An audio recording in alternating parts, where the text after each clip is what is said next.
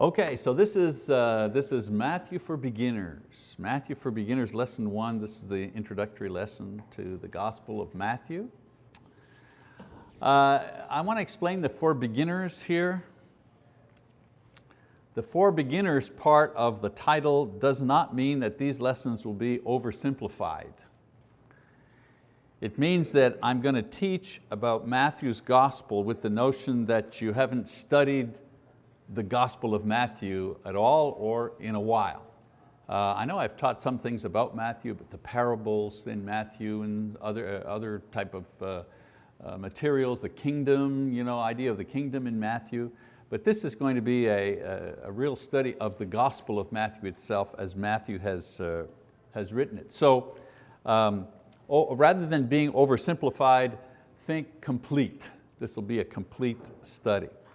And in our study, we're going to take time to examine the social, the historical settings that existed when the gospel was produced, because Matthew, obviously a man of his time, influenced by his times, even though he was inspired, God uses the individual as that individual is to write what he wants to write.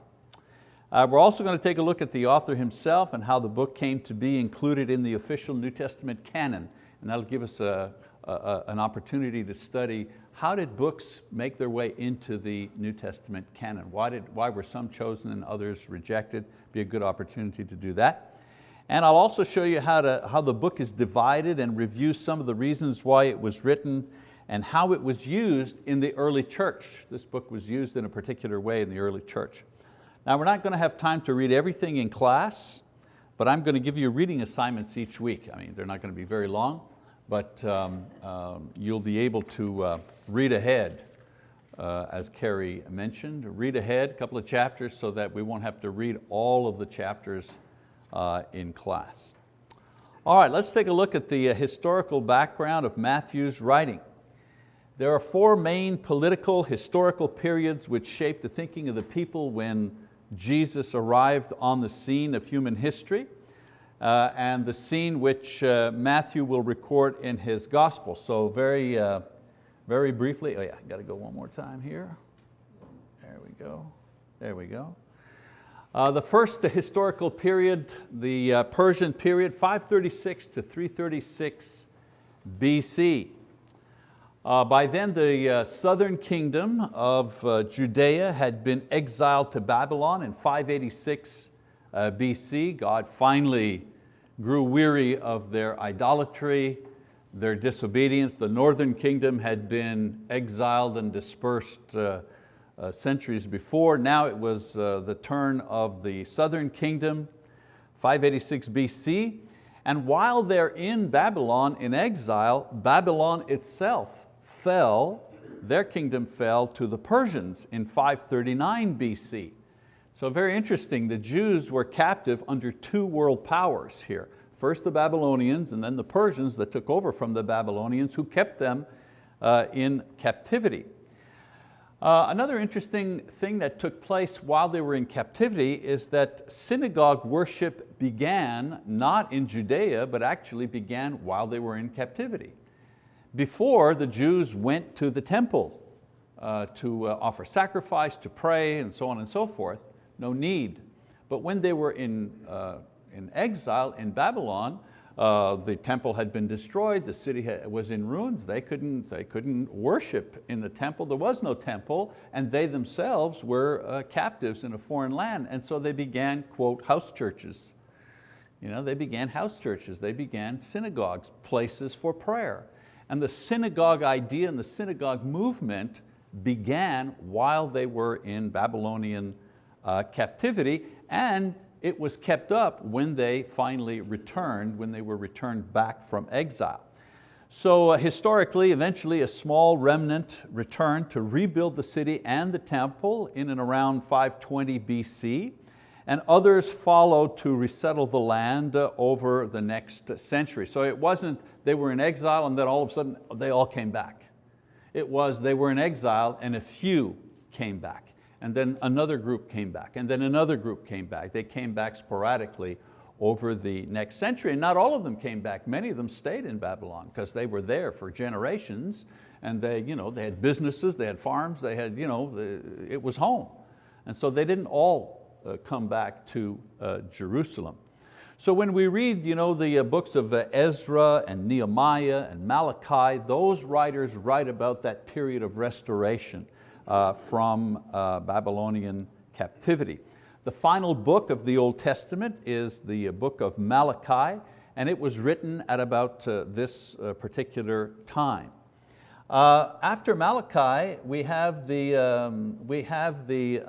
what's called the intertestamentary period that lasts for about 400 years, where there is no inspired books that are produced, but a lot of historical and diverse religious styles are produced. So it's not that nothing was written, it was that there were no prophets, there were no inspired books written from the period of Malachi to John the Baptist, which is about 400 years. However, there was a lot of material that was produced. And it's important to kind of look at these because they influenced the thinking of the Jews in the first century, or in the time when Jesus arrived. So let's take a look at those. So diverse, non-inspired writings. There are, first of all, the historical books which record the social and political movements of the Jewish people at that time. For example, there's Josephus, who was a contemporary of Jesus. He was a Pharisee and a historian by training, and he records the history of the Jewish people during that time. And he writes about Jesus, this Nazarene who was executed as an insurrectionist, totally rejecting the idea that Jesus is the Son of God or anything like that. He's just writing objectively what's going on politically and socially during that time. And his writings are available to us today. I have a copy of Josephus, or part of Josephus's writings. He's the one that writes about James, for example. That's how we know that James, the brother of Jesus, the one who wrote the epistle, was killed. He was thrown from the top of the wall around Jerusalem. He was thrown down into the rocks, and apparently, according to his record, James didn't die right away, so the Jews went down and they stoned him to make sure that he died, a very terrible death. But that's not recorded in the Bible. You only know that if you read Josephus, for example. Also the writing of the Maccabees, the first and second Maccabees, the history of the Jewish uprising during that period of time, and I'll talk about that a little later. So there were the historical books that were written during that intertestamentary, some people say intertestamental, either way is okay. Other material are commentaries. The Talmud, for example, which was a collection of rabbinic teachings concerning the Jewish law. So get it straight, the Torah is the Jewish word for the Pentateuch. The Pentateuch are the first 5 books of the Bible, right? Genesis, Exodus, Leviticus, Numbers, Deuteronomy. Those are the first 5 books. Sometimes we refer to those 5 books as the Pentateuch, a Greek term, penta, 5. 5 books, right, the Pentateuch? Well, the Torah, the word Torah, is the Jewish word for these first 5 books. So when they're talking about the Torah, they're talking about the law, the Jews are talking about the first 5 books of the Bible, all right? The Talmud, that's where it's confusing. The Talmud is a commentary written by rabbis about the Torah, okay? Commentary written by Jewish rabbis concerning the books of the law, the first 5 books of the Bible. And then the word Mishnah is another commentary that's within the Talmud, all right? So we don't have to memorize all these things. I'm just trying to explain to you that during that time there began to be commentaries, not inspired writings, commentaries written by scribes, by students of the word, about what they believed how the law should be applied in various situations. Again, we'll talk about that a little more as we go on. Then there were diverse non-inspired writings called the Apocrypha. The word Apocrypha means hidden. And these were stories and accounts of events and people in Jewish history that are not recorded in the inspired books. For example, the history of Susanna.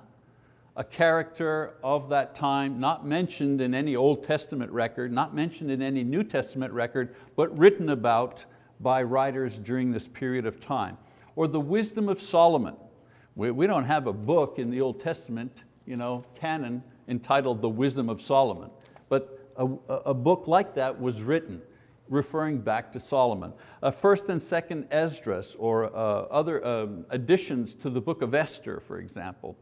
Sometimes people say, my friend has a Catholic Bible. Is that Bible any good? They say a Catholic Bible. And the reason they say a Catholic Bible is that many versions authorized by the Catholic, many versions of the Bible authorized by the Catholic Church include these books. So you've got the Old Testament, Genesis all the way to Malachi, and then before you get to the New Testament, there are a whole bunch of other books, and you wonder, what are these books? Well, these are the Apocrypha. They include many of these books between the Old and New Testament in their version of the Bible, in their collection of Bible books, but we have to understand. So people say, is that book any good? Well, of course it is. It's the same Old Testament and it's the same New Testament that we use, New American Standard or New Revised or New International Version or whatever. It's the same book, except they've just added these other additions in between the Old and New Testament. The thing to remember is that these books are non-inspired, all right? And then we have another type of book entitled pseudepigrapha, meaning false, false. These were works that were written using the name of Old Testament writers long after their deaths. For example, there's a book entitled The Revelation of Moses. Well, the Revelation of Moses was not written by Moses, but people would take the name of a Bible character and attach it to their book to give it more circulation value, more authenticity if you wish. And usually these books here in the pseudepigrapha were written in the apocalyptic style. If you were in other classes like Daniel Revelation, you know that the apocalyptic style, okay, is a style of writing, is a literary style that uses a lot of metaphors, a lot of fantastic language. The moon was filled with blood, the stars fell, so on and so forth, that we see in Daniel, for example, in the book of Revelation. That's apocalyptic type literature. Well, these books here in the pseudepigrapha, many of them are written in this particular style. So these writings between 400 BC and the arrival of Christ, the thing I'm trying to get across here is that they influenced the thinking of the people, and much of Jesus' teaching was done to counteract the false ideas that people had drawn from this type of literature here. That's the point I'm trying to get across, okay? The Talmud, for example, that commentary on the Torah, the commentary on the first 5 books of the Bible that had been written by Jewish scribes. The Talmud, with the many restrictions about the Sabbath that were not found in the actual Bible itself, but were imposed on the people. So a lot of the things that the people were, had to do according to, quote, the law, wasn't according to the law at all. It was according to the commentary on the law, all right?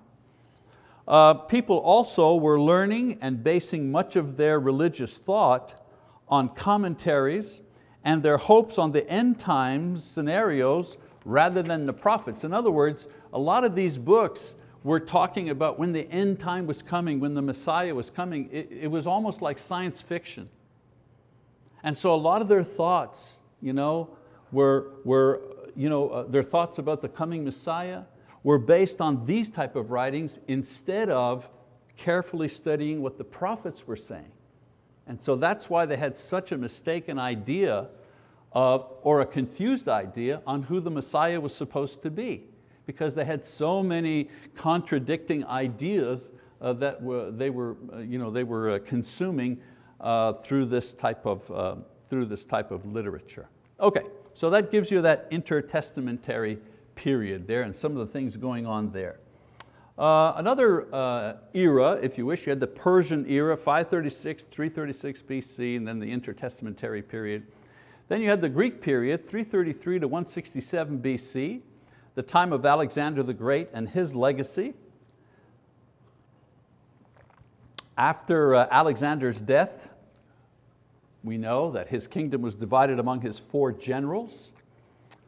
And as far as we're concerned in the study of Matthew, we need to understand that Palestine was under different control for 2 centuries of the Greek world domination. In other words, the Greek dominated the world, but that little strip of land we called Israel was fought over by regional powers at the time, okay? North and south. And so let's get another slide up here. From 320 to 198, Egypt controlled Palestine or Israel, okay? They were in control. Egypt was under domination by Greece, but Palestine was under regional control, local control by Egypt. I should go down here. Egypt is south, okay? And then from 198 to 167 BC, Syria, the country to the north of Palestine, gained control over that region. And the reason that the north and the south were always fighting is because they wanted to control that piece of land as a buffer zone between them and their enemies. They wanted to be, it's always easier to fight a war on somebody else's turf, right? You destroy their homes, you burn their crops, and so on and so forth. So they always wanted that middle piece of land we call Israel, they wanted that to stage their wars and so on and so forth. So they fought back and forth. So from 198 to 167 BC, Syria was in control of Palestine. And one king in particular, his name was Antiochus Epiphanes. He was really trying to destroy and demoralize the Jewish people. And what he did is he closed the temple. He closed the temple, and then he went in and he sacrificed a pig on the altar, knowing Jewish religious custom and so on and so forth, knew that that would desecrate the temple and the area and so on and so forth. And then he forbade circumcision. You weren't allowed to circumcise children. In other words, he was trying to completely destroy not just the people economically, but he was trying to destroy them psychologically by destroying their religion. So it was a time of great depression and great trouble for the people of Judah at that time. Another thing that was interesting is, in a larger sense, the Greeks controlled, it was their time of domination, and it wasn't just a military domination, but it was also a cultural domination.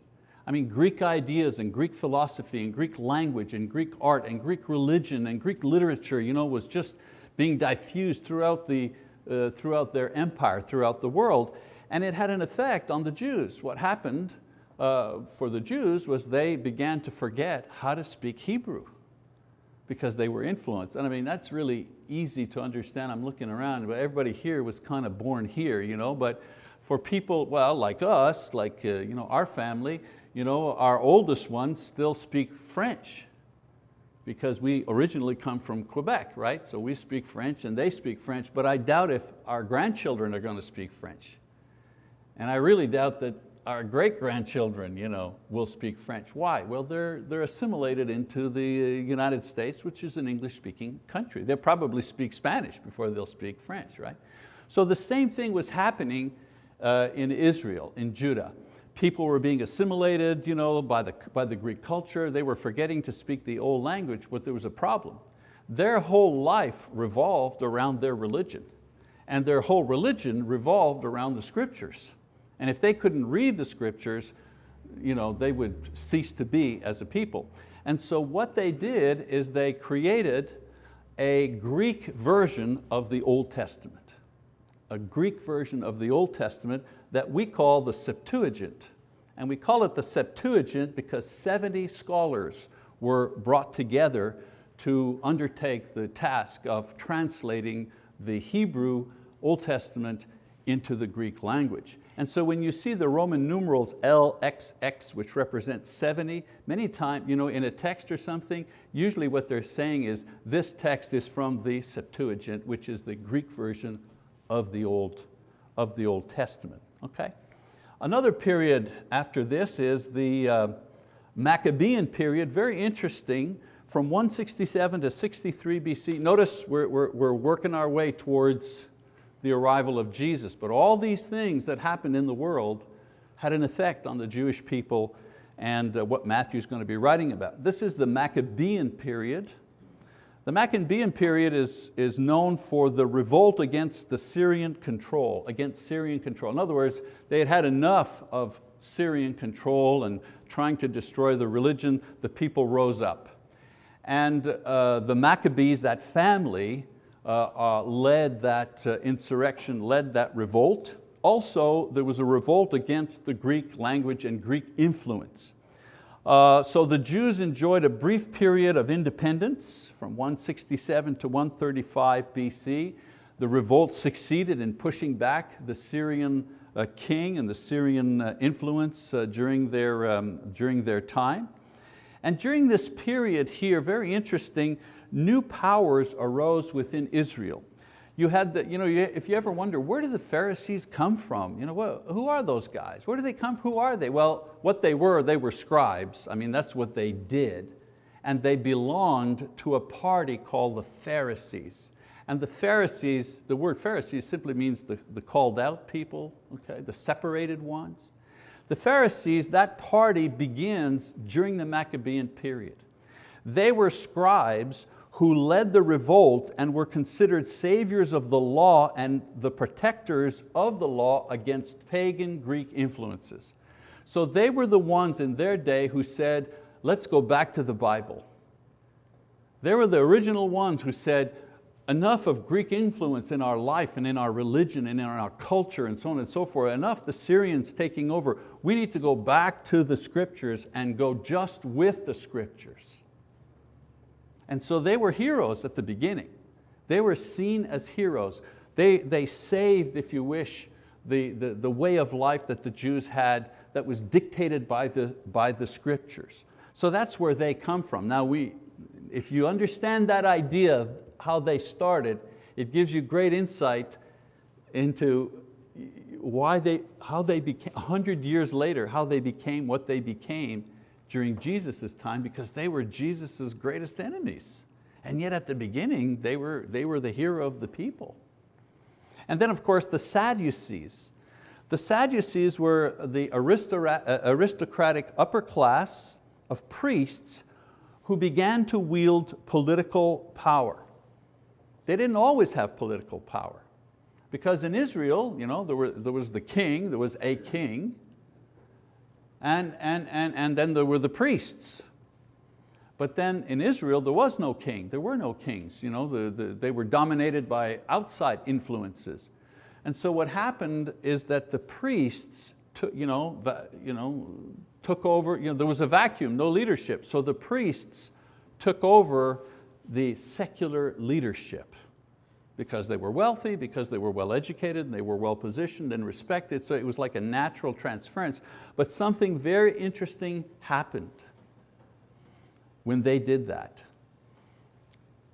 Traditionally, the priests were the ones charged by God to teach the people God's word. When they abandoned that role in order to take over political leadership. And the ones who stepped into their role was the Pharisees. They became the teachers of the people and began to have that kind of spiritual influence over the people. It's a change that you don't recognize if you read very quickly, but that was a very significant thing that took place at that time during the Maccabean period. We also have a group called the Essenes or the Essenes. The Essenes were monks, if you wish. They were desert dwellers, and they saw Jerusalem as a place of corruption. The priests were corrupt, the Pharisees were corrupt, the Greek influence, they wanted to just escape all of it, if you wish. And so they lived in a commune. They lived in a community like monks. And what they did was they recorded copies of the Old Testament Hebrew, not Greek, but the Old Testament Hebrew and Aramaic writings, and they sealed them in protective earthen jars, and they hid those jars in caves near the Dead Sea. And the reason they did that is that they were afraid that there would be some sort of cataclysmic military thing that would happen where either the north or the south or the Greeks or somebody would come in and destroy Jerusalem again and destroy the temple and destroy the scriptures. And so they wanted to protect the scriptures. So they were very careful in copying them. They were scribes, and so they copied the scriptures, hid them in caves, hoping to guarantee that the scriptures would live on for another generation. Well, we know what happens, right? In 1947, a shepherd boy taking care of his sheep. You have to understand, if you go to that area near the Dead Sea and you look at the mountains, there are thousands of caves. We're not talking about huge caves. We're enough where a person could crawl in with 3 or 4 sheep or something. There are thousands of those things all over, dotting the countryside. So a boy in 1947 goes into one of those caves and stumbles across a jar that's broken. He opens it up, and there's a scroll inside. He gets it, he brings it to Jerusalem or the city. I forget if it was Egypt, Cairo, Egypt, Jerusalem, anyway. So he brings it to a merchant, and lo and behold, the Dead Sea Scrolls. And so they go back and they begin to examine all these caves, and they begin to find all these scrolls, hermetically sealed for almost 2,000 years, protected against moisture and wind and so on and so forth, in the dark, in the cave. And if you see them, I've seen them. When I was in Israel, I was at the museum. They have the Dead Sea Scrolls, and you see them like they're behind climate control glass cases, and you see the entire scroll. Yeah, I can't read it, it's in Hebrew obviously, but you see this is the original thing. What's amazing is one of the scrolls, Isaiah, right? You take out your New American Standard or whatever, and you flip over to Isaiah, and if you could read the same language, it's exactly the same thing. One of the strongest arguments for the continuity of Scripture. And so that was the Essenians, that was their contribution to that time. The reason I say that is that there was a lot of political stuff going on, end time scenarios, the end is coming, a lot of stuff happening. These guys out in the desert thinking that the end was going to come, they were writing the scriptures, trying to protect them, all the political turmoil going on in the city. And then of course you had the zealots. They were political activists and anarchists who wanted to continue the revolution. The Maccabean revolution, we have to stay in a perpetual state of revolution. Barabbas, the one that they released instead of Jesus, he was part of this group. And Simon, one of the apostles, was part of this group. And then you have the Herodians. The Herodians were a political party who were sympathetic to Herod, and some thought that he was the Messiah. Among the Herodians, they thought he was the Savior. And you know what? In those days, I could see them believing a thing like that because Herod was responsible for rebuilding the temple, bringing back its splendor. He was a king, he was bringing back the temple, so on and so forth. I could see some saying, yeah, this is the guy, he's going to bring us back to greatness. So Israel was a hotbed of political activity. It was nurtured on writings during the intertestamentary period that speculated about the fantastic arrival of the Messiah. It was almost like science fiction. There was great expectancy. They were like a bomb, ready to go, ready to blow up. And into this, Jesus enters. Okay, so now we get to the period of the time when Jesus comes, the Roman period, 63 to the New Testament period. Now the Romans, they simply destroyed Syria completely and they dominated Palestine. They established governors over Palestine. They sold the rights to collect taxes to individuals in the country. This is what they did in all countries. It wasn't anything new in Palestine, that's what they did. It was a lot easier. And of course, the men who collected the tax, who purchased the license to collect the tax, they were called publicans, right? And guess who was one of those guys? Well, Matthew. Matthew was a publican. Herod, of course, was called the king of the Jews. He was a Roman appointed governor, actually. He was a political ruler called a king. Then you had Pontius Pilate. He was the military governor who supplied a Roman guarantee, or excuse me, a guarantee of force, in other words, to collect the taxes and to put down rebellion. So there will be peace if you pay your taxes and if you do not rebel. If you don't pay your taxes and you give us trouble, then we wipe you out. This was the deal. Okay? There was no negotiating this deal, and they kept a garrison of soldiers there just to make sure that the people understood what the deal was. All right, now we need to talk about the calendar. The calendar, BC, AD, before Christ, the year of our Lord, okay? During the time of Jesus, the time at that time was calculated according to the Roman calendar. So the time was calculated according to the Roman calendar, the feasts were celebrated according to the Jewish calendar, but the years were according to the Roman calendar, okay? The Roman calendar calculated the year by referring to the founding of the city of Rome as year number 1. And so when Jesus arrived, if you wish, it was year 753. It was 753 years after the founding of Rome.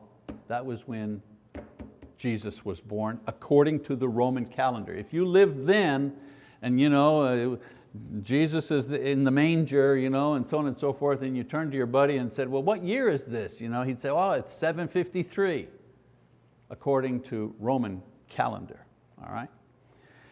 After Christianity became the religion of the Roman world, the Emperor Justinian requested that a new dating system be established using the birth of Jesus as year number 1.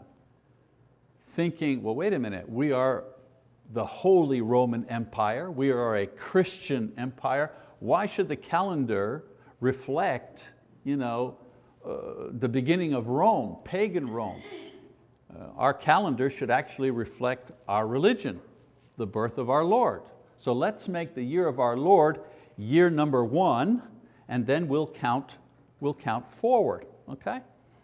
And so the new dating system was established using Christ as year number 1.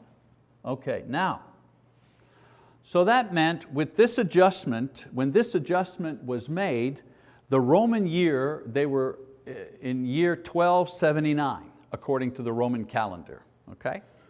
Since Jesus had been born in 753, which is Roman time, they reestablished the year in Christian terms to be 526. In other words, 526 years after the birth of Christ, this is when the new calendar, this is going to be the date of the new calendar, when it's inaugurated, if you wish. Everybody following me so far? Are we good? But then the problem was, there was a mistake. To complicate things even further, it was discovered that their calculations as to the year of Jesus' birth was in error. He was actually born in the year 749 Roman calendar, not 753 Roman calendar. See what I'm saying? But since the change had already been made to the new calendar, they just left everything as it was. So this means that according to the new calendar, Jesus was born in 4 BC. Okay, is that confusing enough for you? All right. So that's why you read secular books sometimes and they say, Jesus Christ of Nazareth born 4 BC, and you're going, how can Jesus be born 4 years before Christ? This is the reason why this was done. So the Romans, of course, getting back to Rome, the Romans, of course, were cruel, they were ruthless rulers. But during their dominance, they provided important elements which actually supported the spreading of the gospel. For example, the Pax Romana. Between years 14 BC and 93 AD, there was 100 years of world peace. Now you say to yourself, it's no big deal. How many wars have we had in the last 100 years? I mean, World War I, World War II, Korea, Vietnam, Iraq, Iran, not Iran, Afghanistan, Korea, I even left out Korea. That's just wars that the United States has been involved in, not to mention wars between India and Pakistan. There's wars everywhere, all the time, never ends, right? But from 14 BC to 93 AD, there were no wars. It was a period of relative peace, guaranteed by the might of the Roman army and the Roman Empire. Well, what did that mean? One of the things it meant was that there was freedom of movement. It means that the apostles, given the gospel to go preach to all the world, had freedom of movement throughout the Roman Empire, which they would not have had there been wars and civil strife and so on and so forth. So that's one of the things. Another thing that the Romans did, they had an excellent road system designed to move troops, that's why it was originally designed, to move troops from one place to another. If there's some problems in the southern kingdom, in the east or west or whatever, they could move troops very, very quickly to put down anything. What's interesting is after World War II, when Mr. Eisenhower, President Eisenhower, started this tremendous road building process here in the United States. If you read the history, everyone says, yeah, and those roads, it started motels, hotels, gas stations. It was great for the economy, but that was only the secondary reason for building roads across the United States. The primary reason that they were built were for defense purposes. This was a big country. The country had just gone through a war. They wanted to make sure that they could move armies around on in our country easily in order to defend it. And so during the time of the Romans, of course, it provided excellent traveling. Also, a third thing is that they, during the Roman Empire, they maintained communication and a literary system on a universal plane. In other words, the Greek language was universal as the language of good literature and communication between cultures. All right, literature and culture still used the Greek language, even though it was the Romans. The Romans, however, used Latin as the language of the law, of Roman law. So we know that the New Testament was written in Greek, and it was easily spread on a well-maintained road system by a Roman citizen and a Christian missionary called Saul and Paul. So a little background about the eras. All right, a little bit more here, we're almost done. Show you a little map. You've probably got this map in your Bible. Key locations in Jesus' ministry. For example, Jerusalem is here, and you've got the Sea of Galilee where Jesus lived, Capernaum up here in the north. This was the travel route back and forth along the Jordan River, the Dead Sea over here. This is where the caves were. And so they traveled back and forth, not a very big strip of land, maybe 110 miles from south to north, not a lot, 40 miles maybe, 40, 50 miles across, very, very small. But they did it on foot. They walked everywhere they went. Some social situations taking place at that time. People were poor. Judea was poorer than Galilee, actually. The religion was the center of life. It provided the anticipation of freedom mixed with politics. It was an agricultural society at that time. Jerusalem had perhaps 250,000 people, which was extremely large for a city at that time, not just in the city, but around Jerusalem. There was a high literacy rate at that time because Jewish children were taught to read because they had to read the law. And where did they learn to read? In the synagogues. Every city had a synagogue. Capernaum, where Jesus was born, where Jesus lived as an adult, Every city had one synagogue. Well, they've discovered where the synagogue is in Capernaum. The archaeologists have, and they have a dig there, and I've been there, I've walked in. Now they said the walls are gone, but the entranceways are still there, like the base wall is still there and the floor is still there, and it's amazing. You can walk through. This is the door that they went through. This is the door that Jesus went through because he, as was his custom, at the synagogue. So it's really, really amazing, amazing experience. And there were class divisions in that society. The aristocracy, as I say, were the priests, and the priests only believed in the Pentateuch. In other words, they only accepted the first 5 books of the Bible as inspired. They didn't believe in angels, they did not accept the prophets, nothing like that. They were conservative religiously, but they were liberal socially. They accepted a lot of Greek ideas and so on and so forth. Then there were the Pharisees, they were the teachers, they were rabbis. They, on the other hand, believed in the prophets and believed in a resurrection from the dead. The common people came next, the publicans and those who were sympathetic to Rome, sinners, and then slaves at the very bottom.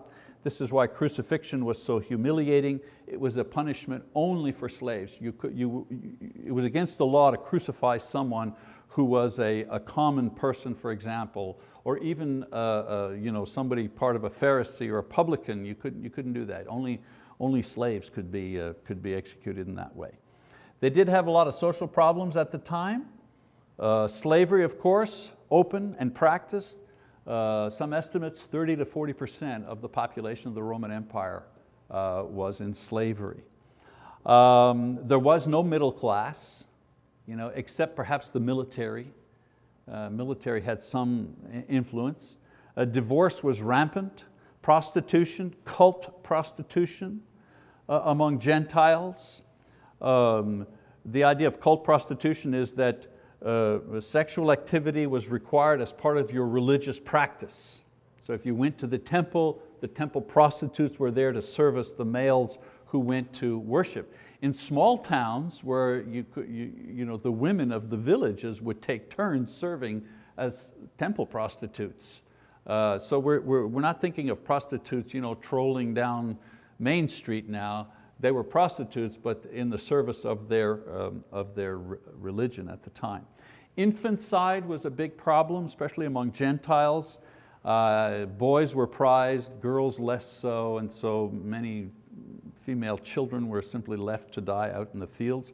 As a matter of fact, one of the marks of Christianity that set Christians apart at that time was that they would rescue these children that no one wanted. Child abuse, terrible. Orphans were raised to be thieves or prostitutes. As far as the religious life is concerned, Jews' temple worship was the center of their life. A cycle of feasts on a yearly basis. Regular synagogue worship was the lifeblood of the community, and most of the world practiced emperor worship at that time. So into this turbulent world comes Jesus Christ. Born in Bethlehem to a poor couple, raised as a young Jewish boy, attending synagogue and temple worship, learning how to read, entering public ministry at age 30, confronting the Pharisees and the priests.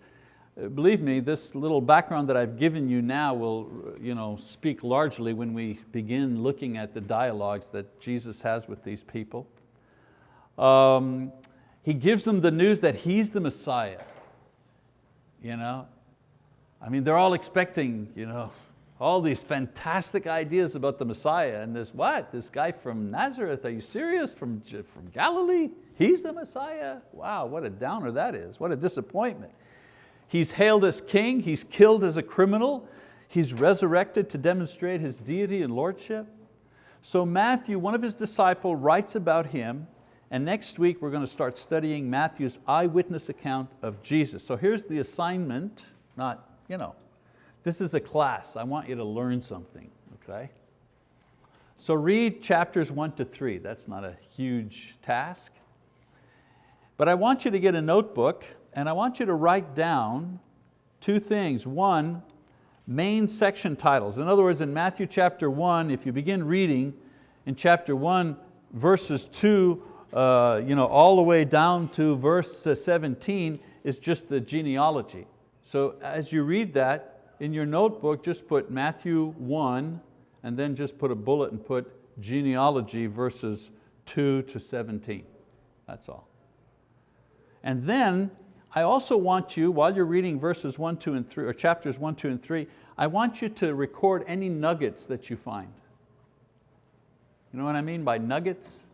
You're reading, and you go, oh, wait a minute, I never noticed that before. That's interesting. Write that down.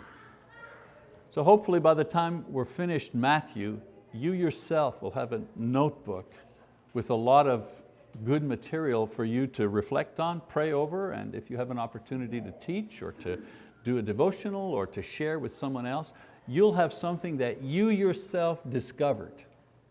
And I'll help you put it into context with the classes that we do. So that's why I say this is not simplistic Matthew for beginners, but it will be complete. You'll really know Matthew when we finish this, and I hope that you'll have something valuable to kind of take away from it. All right, that's it. Thank you very much for your kind and deliberate attention.